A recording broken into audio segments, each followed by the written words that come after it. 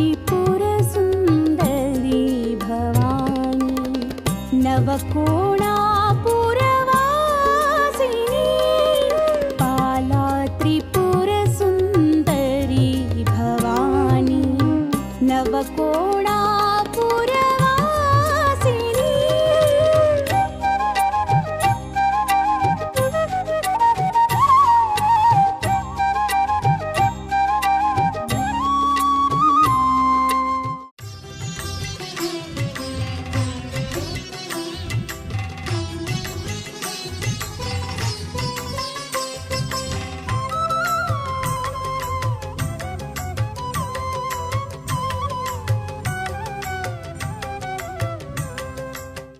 శ్రీ బాలా త్రిపుర సుందర్యై నమః. పవిత్రమైన శరన్నవరాత్రుల్లో కనకదుర్గామ తల్లిని అలంకరించుతూ బాలా త్రిపుర సుందరి రూపంగా సాక్షాత్కరింపజేస్తారు. అమ్మవారి యొక్క ఉపాసనా శాస్త్రంలో బాలా త్రిపుర సుందరికి ఒక ప్రత్యేకత ఉన్నది. బాల అంటేనే చిన్నపిల్ల అని స్పష్టమవుతున్నది. ఈ తల్లికి సంబంధించిన మంత్రము, యంత్రము, తంత్రము చాలా విస్తారంగా ఉన్నది.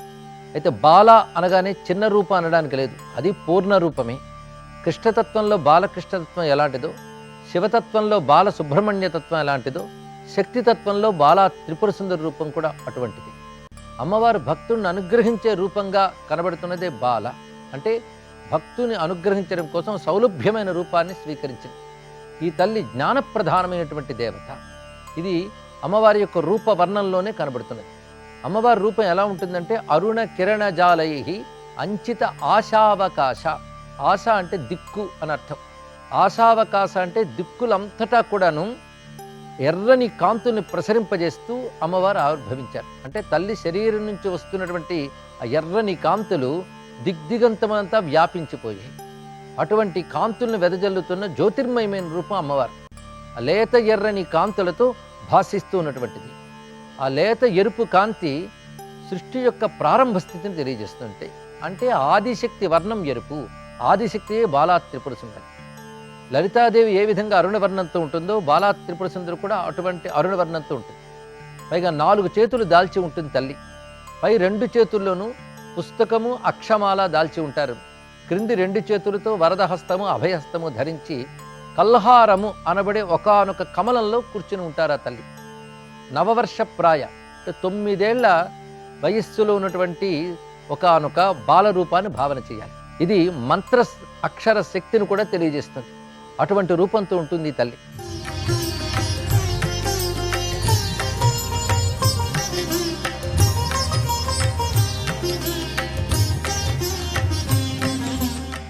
ఈటీవీ ప్రేక్షకులకు నమస్కారం. శుభమస్తు కార్యక్రమానికి స్వాగతం. ప్రేక్షకులందరికీ శ్రీ దేవి శరన్నవరాత్రుల శుభాకాంక్షలు. ఈనాటి శుభమస్తు కార్యక్రమంలోని ఈ వారం గ్రహఫల మంచంలో గ్రహాల యొక్క స్థితిగతులు, వాటి యొక్క శుభాశుభ ఫలితాల గురించి పరిశీలిద్దాం. అక్టోబర్ 15వ తేదీ నుంచి అక్టోబర్ 21వ తేదీ వరకు ద్వాదశ రాశుల వారికి ఏర్పడేటువంటి శుభాశుభ ఫలితాలు, అనుకూల ప్రతికూల గ్రహాల వివరణ, ప్రతికూల గ్రహాల దోష నివృత్తికై ఎటువంటి పరిహారాలు పాటించాలి అనేటువంటి విశేషాలు తెలుసుకుందాం. ఈ రోజు నుంచి శ్రీ దేవి శరన్నవరాత్రుల ప్రారంభం. ఈ సందర్భంగా అమ్మవారు సాత్విక రూపంలో బాలా త్రిపుర సుందరిగాను, నవదుర్గ రూపంలో శైలపుత్రిగాను అలంకరణ చేస్తారు. ఈ అలంకరణ యొక్క విశిష్టత, ప్రాధాన్యత గురించి శ్రీరస్తు అంశంలో పరిశీలిద్దాం. ముందుగా నేటి పంచాంగ వివరాలు. శ్రీ శోభకృత నామ సంవత్సరం దక్షిణాయనం శరద్ ఋతువు ఆశ్వీజ మాసం. ఈ రోజు తిథి శుద్ధ పాడ్యమి రాత్రి 11:28 వరకు ఉంది. నక్షత్రం చిత్త సాయంత్రం 6:20 వరకు. రాహుకాలం సాయంత్రం 4:30 నుంచి 6 గంటల వరకు. ఈ వారంలో ముఖ్యమైనటువంటి రోజులు పరిశీలిద్దాం. అక్టోబర్ 15 ఆదివారం, అంటే ఈ రోజు శ్రీ దేవి నవరాత్రి వ్రత ప్రారంభం. అలాగే శ్రీ తిరుమల శ్రీవారి నవరాత్రి బ్రహ్మోత్సవాలు ప్రారంభం. అక్టోబర్ 19 గురువారం తిరుమల శ్రీవారి గరుడోత్సవం. అక్టోబర్ 20 శుక్రవారం సరస్వతీదేవి పూజ. అక్టోబర్ 21 శనివారం శ్రీ దేవి త్రిరాత్రి వ్రతం. ఈ వారం గ్రహాల యొక్క స్థితిగతులు పరిశీలిద్దాం. బృహస్పతి సంచారం ఈ వారం మేషక్షేత్రంలో వక్ర స్థితి, రాహు సంచారం కూడా మేషక్షేత్రంలో, రాహుకి గండస్థ స్థితి. శుక్ర సంచారం సింహక్షేత్రంలో శత్రుక్షేత్రం, రవి సంచారం కన్యాక్షేత్రంలో మరియు తులాక్షేత్రంలో, బుధ సంచారం కూడా కన్యాక్షేత్రంలో మరియు తులాక్షేత్రంలో, కేతు సంచారం తులాక్షేత్రంలో, శని సంచారం వక్రస్థితి, స్వక్షేత్ర స్థితి, కుంభక్షేత్ర స్థితి. ఇది ఈ వారం ఉన్నటువంటి గ్రహస్థితి. దీని ఆధారంగా ద్వాదశ రాశుల వారికి ఏర్పడేటువంటి శుభాశుభ ఫలితాలు సూచనపరంగా గోచారపరంగా తెలుసుకుందాం. ముందుగా మేషరాశి.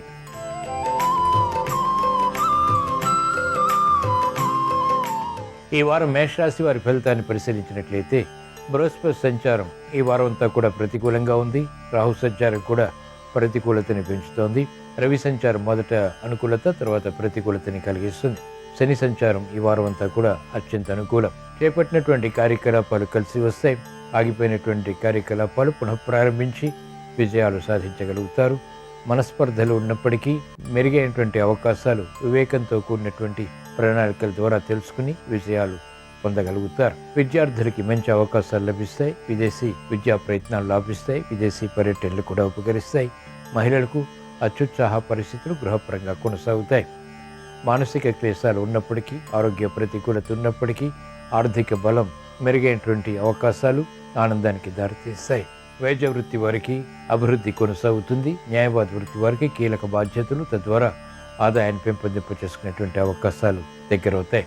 మెరుగైనటువంటి అవకాశాలు సినీ రంగం వారికి లభిస్తాయి. గతంలో ఆగిపోయినటువంటి కార్యకలాపాలు పునఃప్రారంభించి విజయాలు సాధించగలుగుతారు. సంతృప్తికర సంఘటనలు వ్యవసాయ రంగం వారికి కొనసాగుతాయి. ఉపాధ్యాయ వృత్తి వారికి నేర్పరితనం పెరుగుతుంది. వేధిస్తున్నటువంటి సమస్యల నుంచి ఉపశమనం అన్ని రంగాల వారికి సాధ్యపడుతుంది. దేవీ శరన్నవరాత్రుల సందర్భంగా ఈరోజు మేషరాశి వారు అమ్మవారి దివ్య స్వరూపాలని తెల్ల చేమంతులతో భక్తి శ్రద్ధలతో పూజించి క్షీరాన్నం నైవేద్యంగా నివేదించడం ద్వారా ఆందోళన తగ్గుతుంది. ఆర్థిక విజయాలు సాధించగలుగుతారు.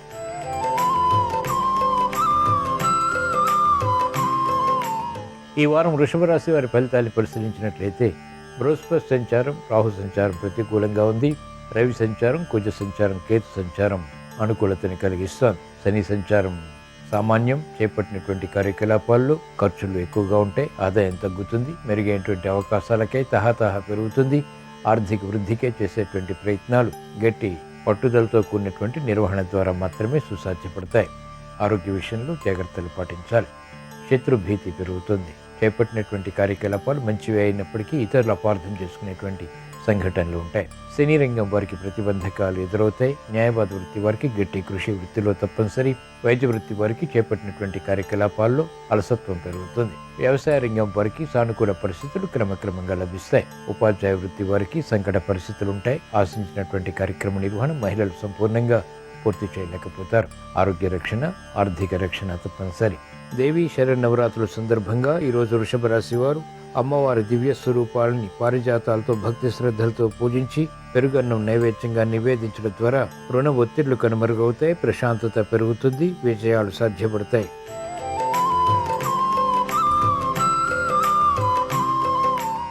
ఈ వారం మిథున రాశి వారి ఫలితాన్ని పరిశీలించినట్లయితే ఈ వారం బృహస్పతి సంచారం, రాహు సంచారం అత్యంత అనుకూలం. చేపట్టినటువంటి కార్యకలాపాలు కలిసి వస్తాయి. మెరుగైనటువంటి అవకాశాలు పొందగలుగుతారు. గట్టి ప్రయత్నాల ద్వారా ఆశించినటువంటి ప్రయోజనాల్లో మంచి మార్పులు చేకూరుతాయి. అనుకూలతను పెంచుతాయి. ఆర్థిక బలాన్ని కలిగిస్తాయి. శత్రు భీతి పోతుంది. ఆశాజనకమైనటువంటి వాతావరణం వృత్తి, వ్యాపార, ఉద్యోగ సంబంధిత కార్యకలాపాల్లో కొనసాగుతుంది. సందిగ్ధ పరిస్థితులు రాజకీయ రంగం వారికి తగ్గుతాయి. మెరుగైనటువంటి అవకాశాలు వ్యాపార రంగం వారు పొందగలుగుతారు. విద్యార్థులకి సులభ రీతిలో ఆశించినటువంటి ప్రయోజనాలు దక్కుతాయి. మహిళలకు ఆరోగ్యపరమైనటువంటి విషయాల్లో ఏర్పడినటువంటి ప్రతికూలత తగ్గుతుంది. సమస్యలు వేగవంతంగా పరిష్కరింపబడతాయి. నూతన అంచనాలు ఉపాధ్యాయ వృత్తి వారికి దగ్గరవుతాయి. వ్యవసాయ రంగం వారికి ప్రోత్సాహం కొనసాగుతుంది. దేవీ శరన్నవరాత్రుల సందర్భంగా ఈరోజు మిథున రాశి వారు అమ్మవారి దివ్య స్వరూపాలని మల్లెలతో భక్తి శ్రద్ధలతో పూజించి పాయసం నైవేద్యంగా నివేదించడం ద్వారా ఆర్థిక సంబంధిత లావాదేవీలు కలిసి వస్తే గృహ విషయాల్లో సఖ్యత పెరుగుతుంది.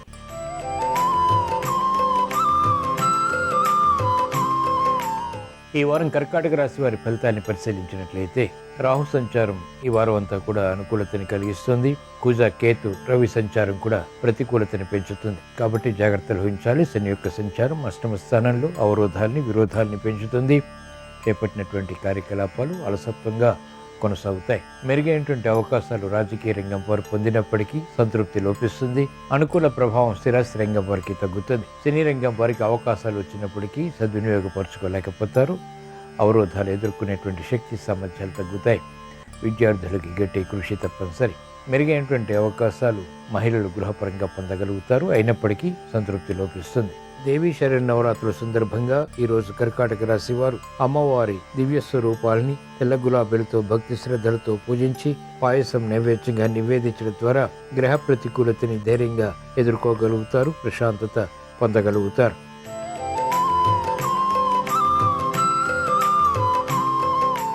ఈ వారం సింహరాశి వారి ఫలితాన్ని పరిశీలించినట్లయితే బృహస్పతి సంచారం ఈ వారం అంతా కూడా అత్యంత అనుకూలం. రవి సంచారం, కుజ సంచారం కూడా వారాంతంలో కేతు సంచారం అత్యంత అనుకూలతని కలిగిస్తాయి. ధైర్య సాహసాలు పెరుగుతాయి. చేపట్టినటువంటి కార్యకలాపాలని పట్టుదలతో కూడినటువంటి నిర్వహణ ద్వారా విజయాలను సాధించగలుగుతారు. మెరుగైనటువంటి అవకాశాలు వృత్తి, వ్యాపార, ఉద్యోగ సంబంధిత కార్యకలాపాల్లో ఆస్వాదించగలుగుతారు. ఆర్థిక సంబంధిత లావాదేవీలు వేగవంతంగా కలిసి వస్తాయి. గృహ విషయాల అనుకూలం.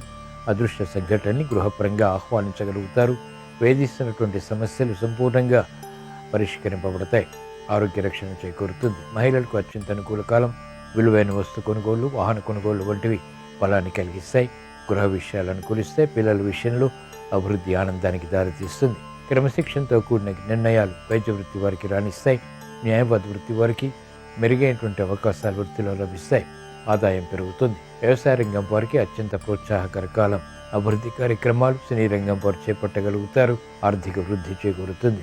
ఉపాధ్యాయ వృత్తి వారికి ఉన్నతి లభిస్తుంది. దేవీ శరన్నవరాత్రుల సందర్భంగా ఈరోజు సింహరాశి వారు అమ్మవారి దివ్య స్వరూపాలని నందివర్ధనాలతో భక్తి శ్రద్ధలతో పూజించి పులగం నైవేద్యంగా నివేదించడం ద్వారా అదృష్ట సంఘటనల్ని ఆహ్వానించగలుగుతారు. ఆనందం లభిస్తుంది.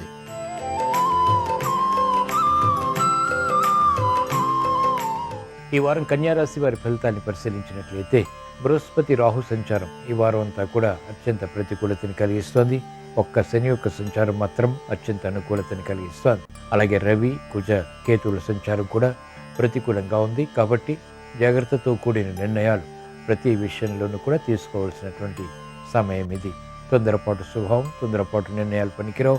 అవమానకర సంఘటనలు ఉంటాయి. వృత్తి, వ్యాపార, ఉద్యోగ సంబంధిత కార్యకలాపాలను ఆలోచించి నిర్ణయాలు తీసుకోవటం క్షేమదాయకం. అనుకున్న విధంగా రాజకీయ రంగం వారు పూర్తి చేయలేకపోతారు. సంతృప్తికర సంఘటనలు మహిళలకు తగ్గుతాయి. ఆందోళన పెరుగుతుంది.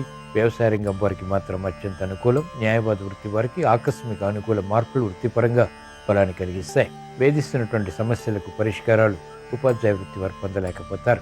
దేవీ శరన్నవరాత్రుల సందర్భంగా ఈరోజు కన్యారాశి వారు అమ్మవారి దివ్య స్వరూపాలని సంపెంగలతో భక్తి శ్రద్ధలతో పూజించి రవ్వ కేసరి నైవేద్యంగా నివేదించడం ద్వారా అవమానకర సంఘటనలు దూరమవుతాయి. ప్రశాంతత పెరుగుతుంది. స్థిరమైనటువంటి నిర్ణయాల ద్వారా విజయాలు ప్రాప్తిస్తాయి.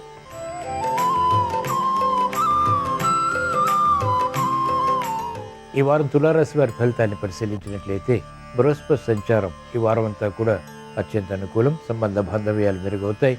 ఇతర గ్రహ ప్రతికూలత ప్రబలంగా ఉంది కాబట్టి అవరోధాలు కూడా చోటు చేసుకుంటాయి. ఆకస్మిక విరోధాలు ప్రబలమయ్యేటువంటి సంఘటనలు ఉంటాయి. సంభాషణల విషయంలో జాగ్రత్తలు పాటించాలి. ఒప్పందాల విషయంలో, వ్యాపార విస్తరణల విషయంలో కూడా వ్యాపార రంగం వారు జాగ్రత్తతో కూడిన నిర్ణయాలు తీసుకోవాల్సినటువంటి సమయం ఇది. విద్యార్థులకి విద్యా విషయాల్లో శ్రద్ధ పెరుగుతుంది. మందత్వం కొనసాగుతుంది. అయినప్పటికీ గట్టి ప్రయత్నాల ద్వారా విద్యలో అభివృద్ధిని సాధించగలుగుతారు. శుభ సంకల్పాలు మహిళలకు నెరవేరుతాయి. గృహ విషయాలు అనుకూలిస్తాయి.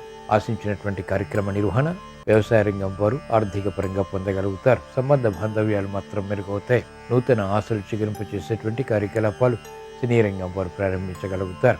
వైద్య వృత్తి వారికి అభివృద్ధి కొనసాగుతుంది. న్యాయవాద వృత్తి వారికి మెరుగైనటువంటి అవకాశాలు వృత్తిలో లభిస్తాయి. అన్ని రంగాల వారికి గట్టి కృషి తప్పనిసరి. గట్టి ప్రయత్నాల ద్వారా మంచి విజయాలు పొందగలుగుతారు. దేవీ శరన్నవరాత్రుల సందర్భంగా ఈరోజు తులారాశి వారు అమ్మవారి స్వరూపాలని మందారాలతో భక్తి శ్రద్ధలతో పూజించి రవ్వల రొడ్డు నైవేద్యంగా నివేదించడం ద్వారా సంబంధ బాంధవ్యాలు మెరుగవుతాయి. ఆరోగ్య రక్షణ చేకూరుతుంది.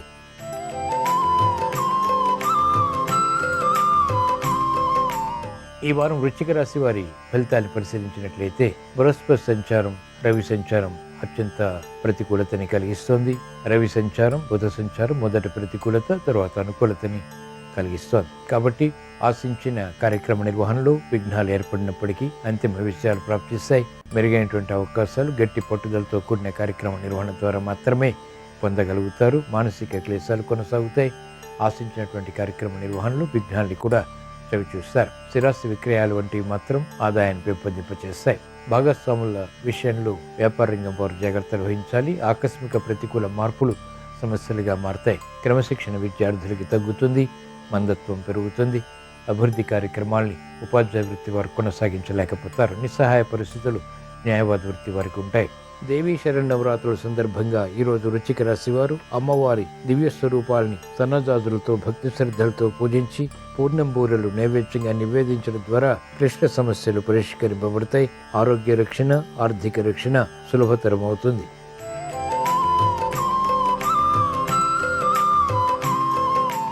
ఈ వారం ధనుస్సు రాశి వారి ఫలితాన్ని పరిశీలించినట్లయితే సమస్యలు వేగవంతంగా పరిష్కరింపబడతాయి. బృహస్పతి సంచారం అత్యంత అనుకూలం కాబట్టి వివేకంతో కూడినటువంటి ఆలోచన, సంపత్తితో కూడినటువంటి నిర్ణయాల ద్వారా సత్ఫలితాలు పొందగలుగుతారు. శని సంచారం కూడా మానసిక ధైర్యాన్ని కలిగిస్తుంది. మానసిక భీతి దూరం అవుతుంది. చేపట్టినటువంటి కార్యకలాపాలు సంతృప్తిగా పూర్తి చేసి విజయాలు పొందగలుగుతారు. రవి సంచారం, కుజ సంచారం కూడా అత్యంత అనుకూలతని కలిగిస్తుంది. ఉద్యోగ విషయాలు అనుకూలిస్తాయి. భూ సంబంధిత లావాదేవీలు కలిసి వస్తాయి. మహిళలకు అత్యంత ప్రయోజనకర కార్యక్రమ నిర్వహణ ద్వారా గుర్తింపు లభిస్తుంది. వైద్య వృత్తి వారికి అభివృద్ధి, ఆదాయం పెంపొందింప చేసుకునేటువంటి మార్గాలు సులభతరం అవుతాయి. న్యాయవాద వృత్తి వారికి అత్యంత అనుకూలం. పునఃప్రయత్నాలు లాభిస్తాయి. వేధిస్తున్నటువంటి సమస్యలు ఉపాధ్యాయ వృత్తి వారికి పరిష్కారం అవుతాయి. వ్యవసాయ రంగం వారికి అత్యంత ప్రోత్సాహకర కాలం. సినీ రంగం వారికి మంచి అవకాశాలు లభించడమే కాకుండా వృత్తిలో కీర్తి ప్రతిష్టలు లభిస్తాయి. దేవీ శరన్నవరాత్రుల సందర్భంగా ఈరోజు ధనుస్సు రాశి వారు అమ్మవారి దివ్య స్వరూపాలని తులసి దళాలతో భక్తి శ్రద్ధలతో పూజించి కొబ్బరి అన్నం నైవేద్యంగా నివేదించడం ద్వారా వేగవంతమైనటువంటి విజయాలు ఆర్థిక పరంగా సిద్ధిస్తాయి. ఆనందం లభిస్తుంది. విజయాలు సంతృప్తిని కలిగిస్తాయి.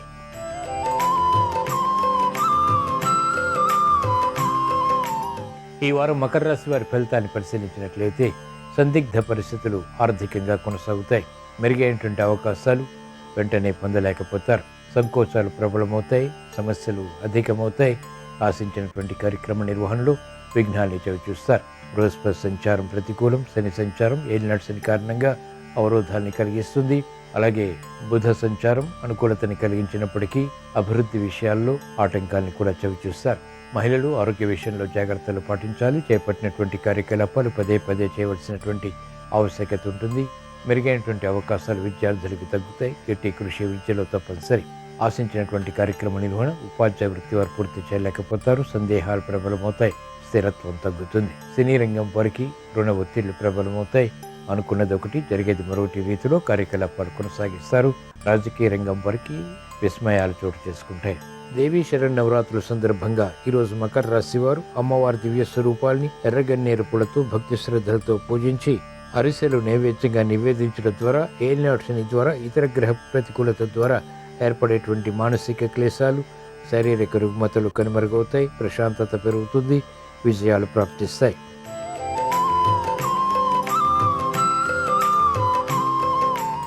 ఈ వారం కుంభరాశి వారి ఫలితాన్ని పరిశీలించినట్లయితే అనిశ్చిత పరిస్థితులు ఉన్నప్పటికీ ఆర్థికంగా నెగ్గుకు రాగలుగుతారు.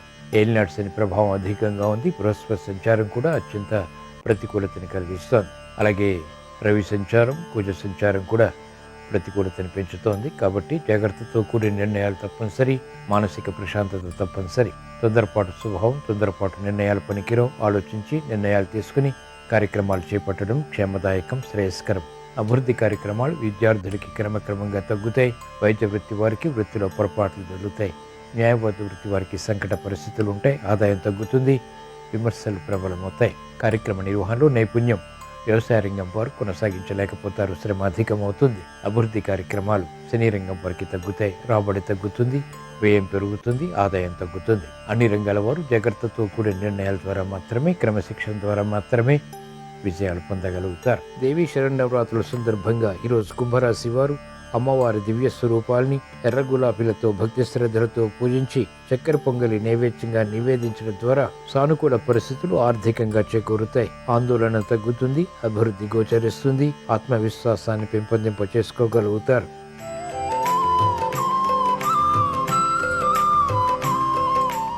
ఈ వారం మీనరాశి వారి ఫలితాన్ని పరిశీలించినట్లయితే బృహస్పతి సంచారం అత్యంత అనుకూలం. కుజ కేతువుల సంచారం అత్యంత ప్రమాదకరం. శని యొక్క సంచారం ఏలినాటి శని కారణంగా విఘ్నాలని, అవరోధాన్ని కలిగిస్తుంది. విమర్శలకి గురయ్యేటువంటి సంఘటనలు ఉంటాయి. ఆదాయం బాగున్నప్పటికీ ఇతర కార్యక్రమాల ద్వారా ఏర్పడినటువంటి ప్రతికూలత మానసికంగా ప్రభావాన్ని చూపుతుంది. మనస్పర్ధలు పెరుగుతాయి, మానసిక క్లేశాలు కూడా అధికమవుతాయి. కాబట్టి జాగ్రత్తలు వహించాలి. స్థిరత్వాన్ని పెంపొందింపచేసుకునేటువంటి సమయం ఇది. చాంచల స్వభావం ద్వారా కార్యక్రమాలు చేపట్టి సమస్యలకి గురవుతారు. అనిశ్చిత పరిస్థితులు ఆర్థికంగా వ్యాపార రంగం వారికి తగ్గుతాయి. రాజకీయ రంగం వారికి పునః ప్రయత్నాలు లాభిస్తాయి. క్రీడా రంగం వారికి మెరుగైనటువంటి అవకాశాలకై తహతహ పెరుగుతుంది. మహిళలు ఆరోగ్య విషయంలో జాగ్రత్తలు పాటించాలి. ఆర్థిక విషయాలు కలిసి వస్తాయి. దేవీ శరన్నవరాత్రుల సందర్భంగా ఈరోజు మీనరాశి వారు అమ్మవారి దివ్య స్వరూపాన్ని బిల్వదళాలతో భక్తి శ్రద్ధలతో పూజించి మినపగారెలు నైవేద్యంగా నివేదించడం ద్వారా ఏలినట్స్ని ద్వారా ఏర్పడేటువంటి వ్యయాన్ని నియంత్రించగలుగుతారు. అకారణ కలహాలు, అకారణ విరోధాలు కనుమరుగవుతాయి. ప్రశాంతత పెరుగుతుంది. ఆర్థిక లబ్ధి పొందగలుగుతారు. ఇవి ఈ వారం ద్వాదశ రాశుల వారికి ఏర్పడేటువంటి శుభాశుభ ఫలితాలు. ద్వాదశ రాశుల వారికి ఈ వారం అత్యంత యోగప్రదంగా ఉండాలని, ఆర్థిక విషయాలు కలిసి రావాలని, సఖ్యతతో కూడినటువంటి నిర్వహణ ద్వారా మంచి విజయాలు చేకూరాలని శ్రీ దేవీ నవరాత్రుల ప్రారంభం సందర్భంగా అమ్మవారిని భక్తి శ్రద్ధలతో స్మరిస్తూ ప్రార్థిస్తూ స్వస్తి. శ్రీరస్తు శుభమస్తు. ఈరోజు జగన్మాత సౌమ్య రూపంలో బాలా త్రిపుర సుందరీదేవి అలంకారంలో, శాక్తేయ రూపంలో శైలపుత్రి అలంకారంలో భక్తులందరికీ దర్శనమిస్తుంది. బాలా త్రిపుర సుందరీదేవి అలంకారంలో వరద అభయహస్తాలను కలిగి ఉండి 9 సంవత్సరాలు కలిగిన బాలికగా భక్తులకు దర్శనమిస్తుంది. బాలా త్రిపుర సుందరీదేవి అనుగ్రహం కలగాలంటే ఈరోజు 10 సంవత్సరాలలోపు బాలికను గృహానికి పిలిచి కాళ్లకు పసుపు రాసి, పరిమళ ద్రవ్యాలు రాసి, పుష్పాలతో పాదాలను పూజించి, హారతిచ్చి, నూతన వస్త్రాలతో అలంకరించి బాలా త్రిపుర సుందరీదేవిగా భావించి నమస్కారం చేసుకోవాలి. అలాగే భండపుత్ర వధోద్యుక్త బాలా విక్రమ నందిత ఈ మంత్రాన్ని దీపారాధన చేశాక 21 సార్లు చదువుకోవాలి. బాలా త్రిపుర సుందరీదేవి అమ్మవారికి బెల్లం పొంగలి నైవేద్యంగా సమర్పించాలి. ఇలా చేస్తే అమ్మవారి అనుగ్రహానికి సులభంగా పాత్రలు కావచ్చు. అలాగే శాక్తేయ రూపంలో ఈరోజు జగన్మాత శైలపుత్రి అలంకారంలో భక్తులందరికీ దర్శనమిస్తుంది. ఈ శైలపుత్రి అలంకారంలో దక్షిణ హస్తంలో త్రిశూలము, వామహస్తంలో పద్మంతో భక్తులకు దర్శనమిస్తుంది. వృషభ వాహనం మీద భక్తులందరినీ అనుగ్రహిస్తుంది. శైలపుత్రి దేవి అనుగ్రహం కలగాలంటే కట్టె పొంగలి శైలపుత్రి అమ్మవారికి నైవేద్యంగా సమర్పించాలి.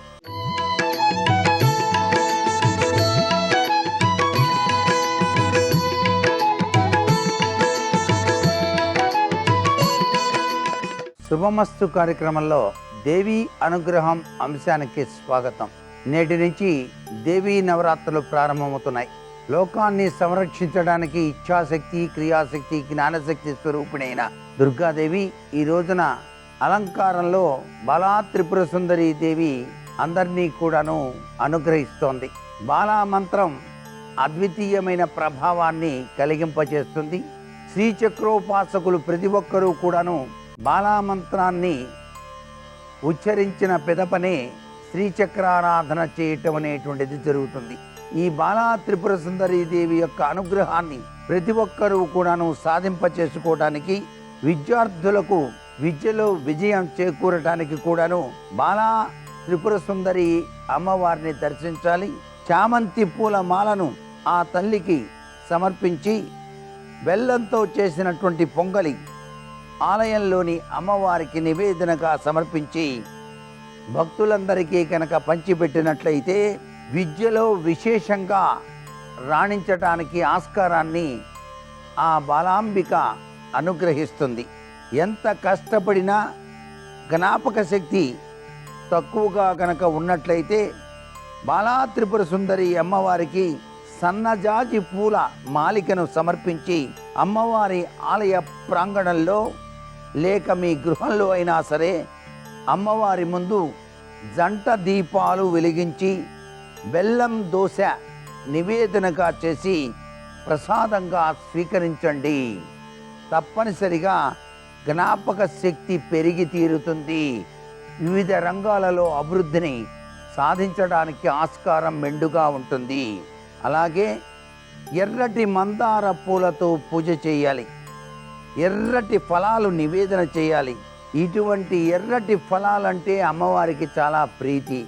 అందుకే ఆ తల్లి అంతఃశత్రు బాధల నివారణ చేస్తుంది. అంటే శత్రువులు లేకుండా చేసేటువంటి దివ్య కల్పవల్లి ఆమె.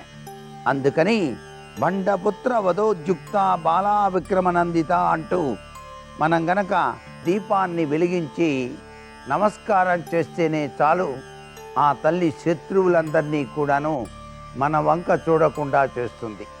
5 పోగులు ఒక ఒత్తిలాగా తయారు చేసి అలాంటి 5 పోగుల ఒత్తులు 5 వేసి అమ్మవారి యొక్క ఆలయ ప్రాంగణంలో గనక దీపాన్ని గనక పెట్టినట్లయితే శరీరంలో పంచకోశాలకు కూడాను శక్తి పెరిగి మనను వేధించేటువంటి అనారోగ్య సమస్యలన్నీ కూడాను నివారించబడతాయి. మానసికమైనటువంటి ఆందోళన తొలగిపోతుంది. కుటుంబ కలహాలు గనక ఉంటే అవన్నీ కూడాను నివారించబడతాయి సుమా అంటోంది శాస్త్రం. స్థిరమైన ఆదాయం, స్థిరమైనటువంటి జీవనోపాధి, కోరుకున్న ఉద్యోగం లభించాలనుకుంటే బాలా త్రిపుర సుందరీ దేవిని సందర్శించి ఆ ఆలయ ప్రాంగణంలోనే ఒక రాగి ప్రమిద లేదా మట్టి ప్రమిద ఉంచి దానిలో ఆవు నెయ్యి, నువ్వుల నూనె, ఆముదం కలిపి పోసి దీపాన్ని వెలిగించండి. ఇలా చేసినట్లయితే స్థిరమైనటువంటి జీవనోపాధితో పాటు కోరుకున్నటువంటి ఉద్యోగం కూడాను మీకు లభ్యపడుతుంది సుమా. ఈ రోజున బాలా త్రిపుర సుందరిని మారేడు దళాలతో, మారేడు దళం అంటే సాక్షాత్తు లక్ష్మీ స్వరూపం, త్రిదళం త్రిగుణాకారం త్రినేత్రంచ త్రియాయుధం అన్నారు. అటువంటి మారేడు దళం, ఆ మారేడు దళాలతోనూ ఎర్ర గన్నేరు పూలతోనూ పూజ చేయాలి. అమ్మవారికి ప్రీతికరమైనటువంటి పాయసాన్నం నివేదనగా పెట్టి ప్రసాదంగా అందరికీ పంచాలి. అలా గనక పంచితే ఆర్థికపరమైనటువంటి చిక్కుల నుంచి బయటపడతాం, ఇబ్బందులన్నీ కూడా తొలగిపోతాయి.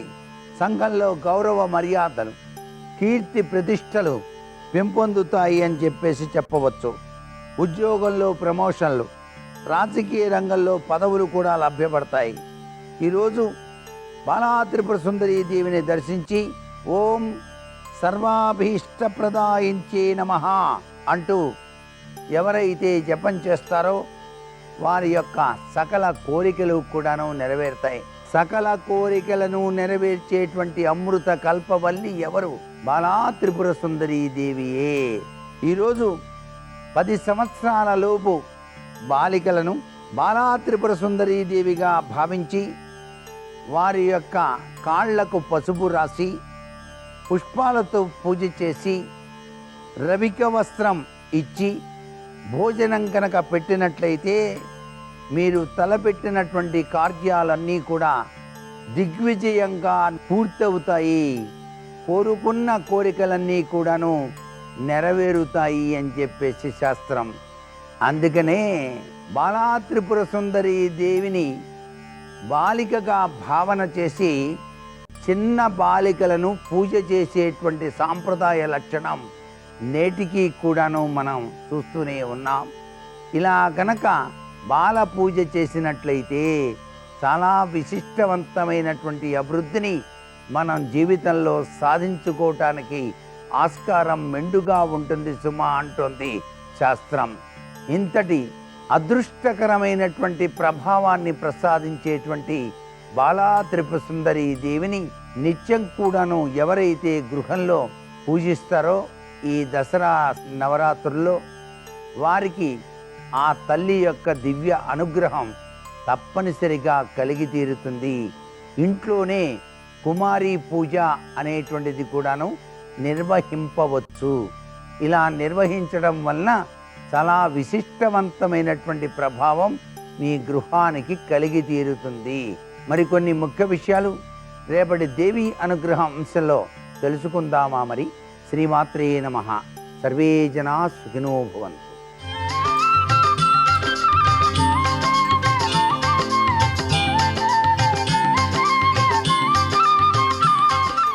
శుభోదయం. శుభమస్తు కార్యక్రమంలో శ్రీమాత్రే నమః అనే అంశానికి స్వాగతం. శ్రీమాత శ్రీ మహారాజ్ఞి శ్రీమత్ సింహాసనేశ్వరి లలిత సహస్రనామావళిలో పరమాద్భుతమైన మంత్రం ఇది. కలశ స్థాపనతో శరన్నవరాత్రి ఉత్సవాలను ఆరంభం చేసేటటువంటి శుభతరుణంలో ఆశ్వీజ మాసం శుక్లపక్షం పాడ్యమి తిథి. ఈ శుభ సందర్భంలో ఆదివారం కూడా కలిసి రావడంతో అమ్మను అర్చన చేసేటటువంటి క్రమంలో సాత్విక రూపంలో అమ్మవారిని బాలా త్రిపుర సుందరి అనే రూపంలో దర్శనం చేసుకుంటున్నాం.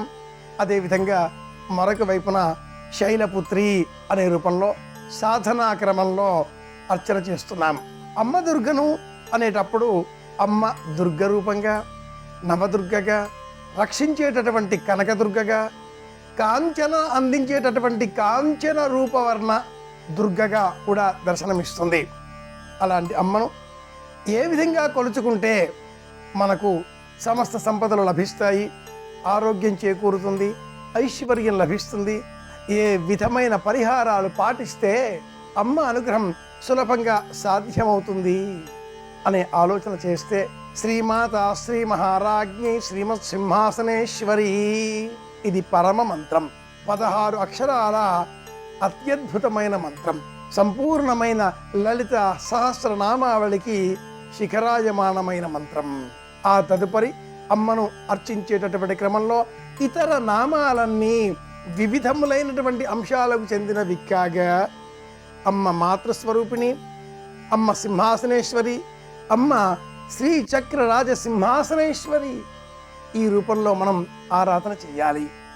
నైవేద్యాలు సమర్పించిన, స్తోత్రాలు చేసిన, అర్చనలు చేసిన, ఆరాధనలు చేసిన, దానాలు చేసిన, వివిధములైనటువంటి వర్ణములతో రంగురంగుల చీరలు ధరించి లేక రంగురంగుల చీరలు, దుస్తులు, దానాలు చేసి, వివిధ నైవేద్యాలు చేసి ఏ రూపాలలో అర్చించినా కూడా అమ్మ అనుగ్రహం లభిస్తుంది. కానీ ఇంకా సులభంగా అమ్మ అనుగ్రహం పొందే నిమిత్తమై క్రమంగా అర్చన చేసే విధానాలలో ప్రధానమైనవి ఏమిటి అని ప్రశ్న చేసుకుంటే చిత్రపటం మొదటిది, కలశ స్థాపన 2, అర్చన చేసే నిమిత్తమే ప్రత్యేకంగా సేకరించి పెట్టుకున్న లేక వంశపారంపర్యంగా ఇంటిలో లభించేటటువంటి అర్చామూర్తి 3.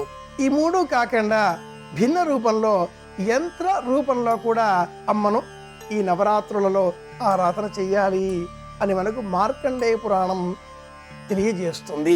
అమ్మను సింహాసనేశ్వరిగా అర్చించేటటువంటి క్రమంలో శ్రీచక్ర ఆరాధన ప్రత్యేకం. శ్రీచక్ర రూపంలో అమ్మను ఆరాధించేటటువంటి వారు ఖడ్గమాల అనే ప్రత్యేకమైనటువంటి స్తోత్రాన్ని ఈ నవరాత్రులలో కూడా ప్రతిరోజు సాయంత్రం వేళన అర్చన చేసే సమయంలో విన్నా లేక పారాయణ చేసిన అమ్మ అనుగ్రహం సులభంగా లభిస్తుంది. ధ్యానం చేసే క్రమంలో స్తోత్రం చేసేటటువంటి విభిన్న మార్గాలలో లలిత సహస్రనామావళి, ఖడ్గమాల, త్రిశతి, సప్తశతి, బ్రహ్మాండ పురాణాంతర్గతమైన దేవీ మాహాత్మ్యం ఈ గ్రంథాలను సేకరించి పూజాగ్రహంలో ఉంచి అమ్మ రూపానికి ప్రత్యామ్నాయంగా అనే ఆలోచనతో ఇచ్ఛాక్రియా జ్ఞాన శక్త్యాత్మకమైనటువంటి ఆ అమ్మను ఇచ్ఛా మార్గాన్ని అనుసరించే క్రమంలో మనలో ఒక సంకల్ప సిద్ధి కలగాలి, ఒక సంకల్పం సాధ్యం చేసుకునే విధంగా అడుగు ముందుకు వెయ్యాలి అనే ఆలోచనతో గ్రంథావళిని పూజించాలి. దసరాకు సంబంధించిన అమ్మను అర్చించే ఈ శరన్నవరాత్రి నవకంలో ప్రధానంగా మనం పుస్తకములను ఆరాధిస్తాం, జమ్మి ఆకులను పూజిస్తాం. ఏ వస్తువులను వినియోగిస్తామో ఆ వస్తువులలో అమ్మ రూపాన్ని దర్శనం చేసుకునే ప్రయత్నం చేస్తాం. సమస్తములైనటువంటి ఆయుధములను, ఆభరణములను, వినియోగించేటటువంటి వాహనములను పూజిస్తాం. ప్రతి మహిళలో కూడా శక్తి రూపాత్మకమైన అమ్మను దర్శించే ప్రయత్నం చేస్తాం. అందు నిమిత్తమై ఇచ్ఛ అంటే సంకల్పము అని పేరు. మొదటి 3 రోజులు సంకల్పపూర్వకమైనవి, తదుపరి 3 రోజులు క్రియాత్మకమైనవి, చివరగా వచ్చే 3 రోజులు జ్ఞానాత్మకమైనవి. మహాకాళి, మహాలక్ష్మి, మహాసరస్వతి ఈ రూపాలలో కూడా ఈ నవరాత్రి నవకంలో అమ్మను ఆరాధన చేయాలి అని కూడా పరిహార విజ్ఞాన శాస్త్రం ప్రత్యేకంగా తెలియజేస్తుంది. బ్రాహ్మీ రూపంలో శాక్త మార్గంలో అమ్మను దర్శనం చేసుకున్న, బాలా త్రిపుర సుందరి అంటూ చక్కగా సాత్విక మార్గంలో దర్శనం చేసుకున్న, రాజస రూపంలో శైలపుత్రిగా దర్శనం చేసుకున్న, ఏ రూపంలో చూచినా ఇచ్ఛ అనేటటువంటి సంకల్ప సిద్ధిని మనకు అందించే నిమిత్తమై అమ్మకు ప్రీతికరంగా కట్టె పొంగలి అనే పదార్థాన్ని ఈ రోజున విశేషంగా నివేదనగా సమర్పించాలి అని కూడా పరిహార విజ్ఞాన శాస్త్రం ప్రత్యేకంగా తెలియజేస్తుంది. వివిధములైనటువంటి అన్నములతో చేసిన పదార్థములు నివేదన చేయడం, ప్రకృతిని పర్యావరణాన్ని కాపాడే విధంగా తగిన చర్యలు చేపట్టడం, ప్రతి మహిళలో కూడా అమ్మను దర్శించేటటువంటి ప్రయత్నం చేయడం, అలాగే అమ్మకై ప్రీతికరంగా సప్తశతి రూపంలో మహాకాళిగా చండికగా ఆరాధించేటటువంటి క్రమంలో బంగారు రంగులో ఉన్నటువంటి చీరను తాము ధరించాలి. ప్రత్యేకంగా మహిళలు అలాగే ఆ వర్ణంలో ఉండేటటువంటి దుస్తులను ఇతరులకు బహుమానంగా కూడా అందించాలి అని కూడా పరిహార విజ్ఞాన శాస్త్రం ప్రత్యేకంగా తెలియజేస్తుంది. చిన్నారి బాలబాలికలకు అలంకరణ నిమిత్తమై వివిధములైనటువంటి వస్తు సామాగ్రిని ఈ మొదటి రోజున అందించాలి. కలశ స్థాపన చేసే నిమిత్తమై ఏర్పాటు చేసేటటువంటి పద్ధతులలో గృహంలో అనూచానంగా వంశపారంపర్యంగా కలశ స్థాపన అన్న పద్ధతి ఉంటేనే అనుసరించాలి. సంప్రదాయాన్ని అనుసరించి శ్రీమాత్రే నమః అనే ఈ క్రమంలో ఉన్నది వదలద్దు, కొత్తది తేవద్దు అనే ధర్మాన్ని పాటించాలి. ఆ ఏర్పాటు చేసేటటువంటి క్రమంలో కలశ స్థాపన అనాదిగా ఇంటిలో ఉన్న ఎడల ఆ కలశము అదే చెంబు, అదే బిందె, అదే పద్ధతి, అదే చిత్రపటం, అదే అర్చనా ప్రతిమ వాటినే వినియోగించాలి. అమ్మ ఆకర్షణలలో మనలో ఉండేటటువంటి చాంచల్య బుద్ధిని అంగీకరించదు. ప్రతి మహిళలో అమ్మను చూచే నిమిత్తమై ఇలా చిత్రపటం కానీ, అర్చామూర్తి కానీ, కలశ స్థాపన కానీ, శ్రీచక్ర రూపంలో ఆరాధన చేయడం కానీ, చతుర్విధ రూపాలలో అమ్మను ప్రత్యేకంగా ఆరాధన చేసేటటువంటి పద్ధతికి ఈ మొదటి రోజున శ్రీకారం చుట్టి వివిధములైనటువంటి ఆధ్యాత్మిక గ్రంథాలను విశేషంగా దేవీ మహాత్మ్యము బ్రహ్మాండ పురాణములో, సప్తశతి మార్కండేయ పురాణములో ఉన్న కారణం చేత ఆ గ్రంథములను కూడా సేకరించే ప్రయత్నం చేసి పూజాగ్రహంలో ఉంచి పూజించిన ఎడల అమ్మ అనుగ్రహం సులభంగా లభిస్తుంది.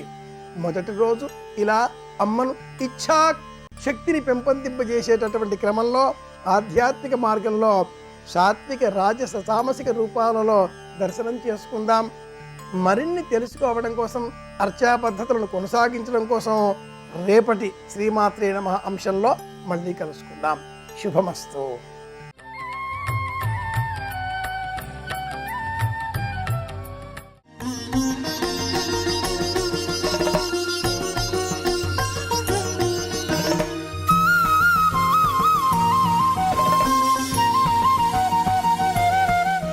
భగవతి అనేకమైనటువంటి అవతారములను స్వీకరిస్తూ ఉంటుంది.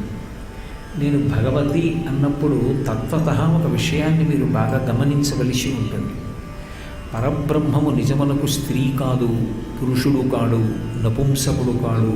ఆయన ఏదో ఒక విధమైనటువంటి రూపానికి చెందినవాడు కాడు. స్త్రీ పురుష నపుంసక మూర్తియును కాక, తిర్యక్ అమర నరాది మూర్తియును కాక, కర్మ గుణభేద సదసత్ప్రకాశి కాక, వెనుక నన్నియుతానగు విభుదలంతు అంటారు పోతన గారు. అసలు పరబ్రహ్మము యొక్క స్వరూపం యథార్థానికి స్త్రీ కాదు, లేదా పురుషుడు కాదు, లేదా నపుంసకుడు కాదు. ఆయన ఒక కర్మకో ఒక గుణమునకో లొంగి ఉండేటటువంటి వాడు కాడు. కానీ అటువంటి పరబ్రహ్మాన్ని మనం సనాతన ధర్మంలో ఒక్కొక్కసారి స్త్రీ రూపంగా ఆరాధన చేస్తాం, ఒక్కొక్కసారి పురుష రూపంగా ఆరాధన చేస్తాం. స్త్రీ రూపంగా ఆరాధన చేసినప్పుడు ఆ పరబ్రహ్మాన్నే భగవతి, అమ్మవారు, జగన్మాత అనేటటువంటి పేరుతో ఆరాధన చేస్తాం. మీరు బాగా గమనించవలసినటువంటి విషయం, కారుణ్యము, దయ రాశీభూతమై నిలబడితే అదే అమ్మవారి యొక్క స్వరూపం. అటువంటి పరమదయాస్వరూపిణి అయినటువంటి అమ్మవారి ఉపాసన చెయ్యకుండా ఉండడం ఎవరికీ సాధ్యమయ్యేటటువంటి విషయం కాదు. ఏదో శాస్త్రం చదువుకున్నటువంటి వాళ్ళు కర్మానుష్ఠానాన్ని ఒక పద్ధతిలో చేయడానికి అలవాటు పడినటువంటి వాళ్ళు సంధ్యావందనము అన్న పేరుతో గాయత్రి రూపంగా ఆవిడ్ని ఆరాధన చేస్తారు. ఒకవేళ ఏ కారణం చేతనైనా అలా శాస్త్రీయంగా ఆరాధన చెయ్యకపోయినప్పటికీ, అంత పరిజ్ఞానం లేకపోయినప్పటికీ, కనీసం గ్రామదేవత అన్న పేరుతోనైనా అమ్మవారికి ఆరాధన జరుగుతుంది. అమ్మవారి ఆరాధన లేకుండా అసలు ఎక్కడ ఉండదు. ఆ తల్లి ఎందరికో కుమార్తెగా వచ్చింది. ఇక్కడ గమనించవలసిన విషయం, ఆవిడ ఎంతమందికైనా కుమార్తెగా వస్తుంది. అసలు యథార్థంగా చెప్పాలంటే ఏ ఇంట్లో ఆడపిల్ల ఉన్నా ఆ ఆడపిల్ల పరదేవత యొక్క స్వరూపమే. ఎంతమందికైనా కుమార్తెగా వచ్చేటటువంటి కారుణ్యము కలిగినటువంటి తల్లి, భర్త మాత్రం సర్వకాలముల యందు సర్వేశ్వరుడు. ఆవిడ మహాపతివ్రత. ఎందుచేత అంటే ఈ దేశంలో స్త్రీ ధర్మంలో అత్యంత ప్రధానమైనటువంటి ధర్మం పాతివ్రత్యం. ఆ పాతివ్రత్యాన్ని తల్లి నిరూపించి సమస్త కాలముల యందు చూపిస్తూ ఉంటుంది. అందుకే మహామాయా విశ్వం భ్రమయసి పరబ్రహ్మ మహిషి అంటారు సౌందర్యలహరిలో శంకర భగవత్పాదులు.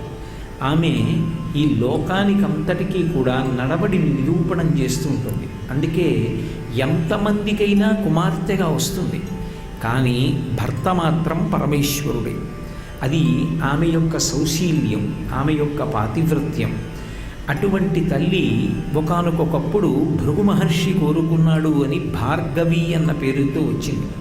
అందుకే అమరకోశం లక్ష్మీదేవి యొక్క నామాలు చెప్తున్నప్పుడు అమ్మవారికి భార్గవి అంటూ, ఆమె క్షీరసముద్రము యొక్క కుమార్తె, లోకజనని ఈ పేర్లు చెప్తుంది. భృగు మహర్షి ఆమెని కుమార్తెగా పొందాలి అని కోరుకుని తపస్సు చేశాడు కాబట్టి భృగు మహర్షిని అనుగ్రహించి వచ్చింది కాబట్టి భార్గవి. అలాగే ఒకప్పుడు హిమవంతుడు అమ్మవారిని కుమార్తెగా పొందాలని కోరుకున్నాడు.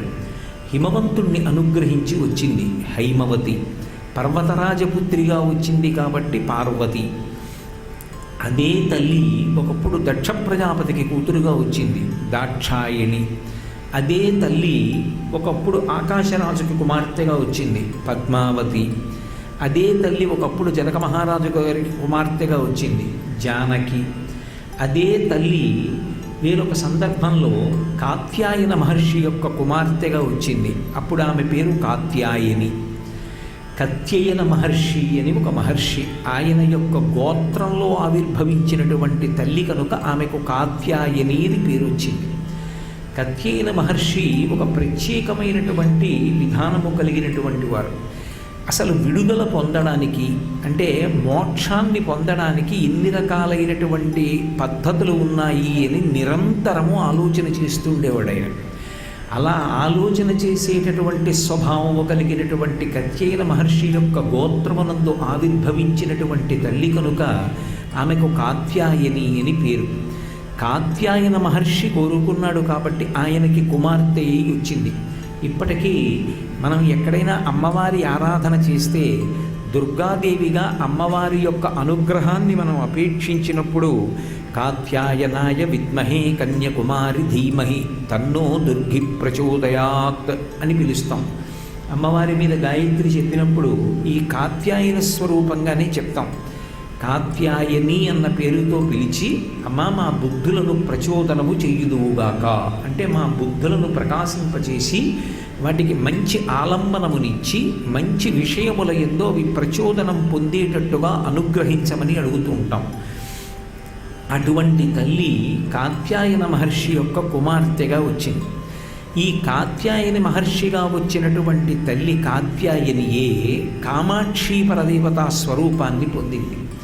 ఒకప్పుడు ఉత్తర దిక్కున హిమాలయ పర్వతాలలో కాత్యాయని మహర్షి తపస్సు చేసుకుంటున్నటువంటి సమయంలో ఆయన యొక్క కోరికని తెలుసుకుని అనుగ్రహించినటువంటి తల్లి ఒక బాలికా స్వరూపంతో ఆయన కుమార్తెగా ఆయన పక్కన నడయాడుతుండేది. నా కుమార్తె అన్న భావనతో పరమ సంతోషంతో పెంచి పెద్ద చేశాడు. అలా లోకాలకందరికీ అన్నం పెట్టేటటువంటి తల్లి, లోకాలన్నింటి చేత అమ్మా అని పిలిపించుకుంటున్నటువంటి తల్లి కొంతమంది కోరిక తీర్చడానికి కొంతమందికి బిడ్డగా వచ్చి అమ్మాయి అని పిలిపించుకుంటుంది.